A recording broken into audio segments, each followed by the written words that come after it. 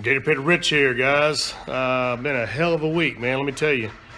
We had that freeze come down and put us to around 7 degrees at night, and of course, Houston, everything here froze. Pools, plumbing, you name it. A lot of people, even despite cutting main water lines off, pumps off, and draining lines, still had busted pipes.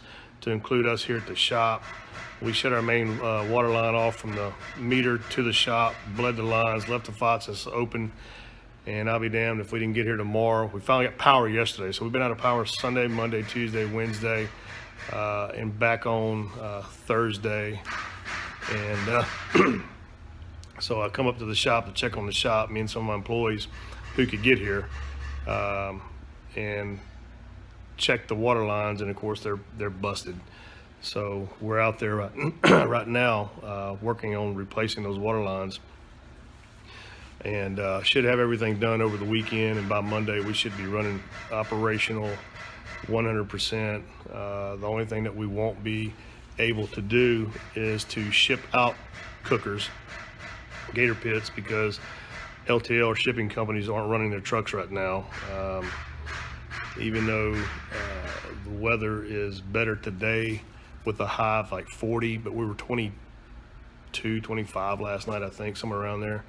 High of today is around 40, but it's supposed to get back down to that 25 tonight. But the biggest problem with trucks running is, even though we're that temperature here in Houston, a lot of Texas above Houston is still in freezing temps, and roads ice, bridges ice.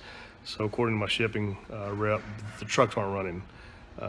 And then when they do get back up and running sometime next week, obviously it's going to be so backed up and behind, it's going to take them a while to get caught up and catching up. But anyway, so the biggest problem we're going to have would be shipping customers their orders out. But that's really not a big problem, because nobody's going to starve to death because they don't have their Gator pit. At least I hope not. Let's see, what else, man?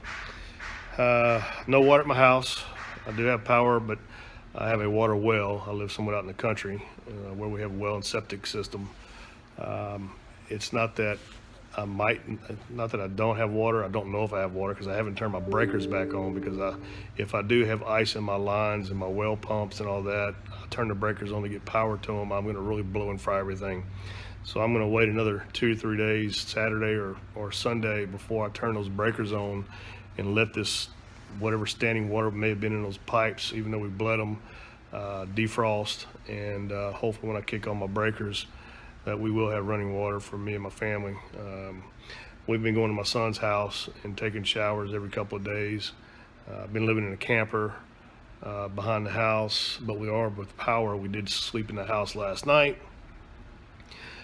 And I'll be honest, we're using pool water. I had to break the ice in the pool and get a 5-gallon bucket, and we're using pool water to flush our toilets. So we're able to use the bathroom and flush the toilets with pool water. But it works until we get water back on, and again, hopefully we're not frozen in the house, or our well pumps frozen.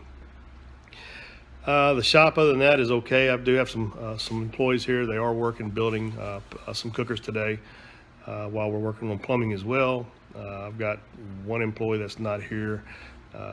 That's Angie. Everybody knows Angie. She's still no water, I believe, and dealing with that issue. I believe my welders, all my employees, said everything is fine at their homes with running water and power. And again, hopefully I do have water here in the next couple of days over the weekend, so that me and my family can get back to normal at our home. And that's about all I can say, man. Oh, I took a nasty spill, obviously, with the butterfly stitches and the black eye. And sorry I haven't shaved, y'all. But I was going out to fill my generator back up to keep power to my camper. And yeah, I busted my ass, man, in that ice. My whole driveway was just an ice skating rink. And I just busted my ass, man. I was being careful, but just shit happens, right? And introduced my face to the driveway. Thank God this is all I got was I guess the cheekbone, the skin. The cheekbone sliced the skin right there. I didn't even know I cut my face until I started walking back to the RV, and I could feel something cold on my face, right? And I'm like, what the hell? And I kind of did this. Of course, I was hurting, but I did this, and I was like, what the heck? It was wet, right? I'm thinking there's no water there. It's all ice, and it was blood. That was getting cold, and that was what was got my attention was it got real cold right here on my face. And then I went in the RV, and lo and behold, that's what had happened. Busted my knee pretty good, busted my left wrist pretty good, but it's fine. It just hyperextended back. No, that hurt. It hyperextended back when I tried to break my fall, and of course my left knee got banged up and bruised pretty good. It's still a little swollen, and it got cut as well. That's how hard I hit, man. 220 pounds falling on his ass is not a good thing. And I don't get up so easy. I'm 54, so I laid there for a little while, making sure I didn't screw my neck up. My neck's more than what I was worried about because I broke my neck years back, and I've got steel plates and screws all on my C5, 6, 7 area. So I was more worried about that. I wasn't even thinking about my face and anything else. It was my neck, so I laid on my back for a little while and made sure everything was still working. Because man, I do not want to go through another cracked neck again. That was not fun. Anyway. That's all I got to say, guys. I hope everybody else in Texas and weathering the storm and everybody's safe and gets through it. And anything material, this pipes and sheetrock busted, man, that can all be replaced. But your health and your family cannot. So God bless everybody. Rich Robin, I got to catch this phone. See ya.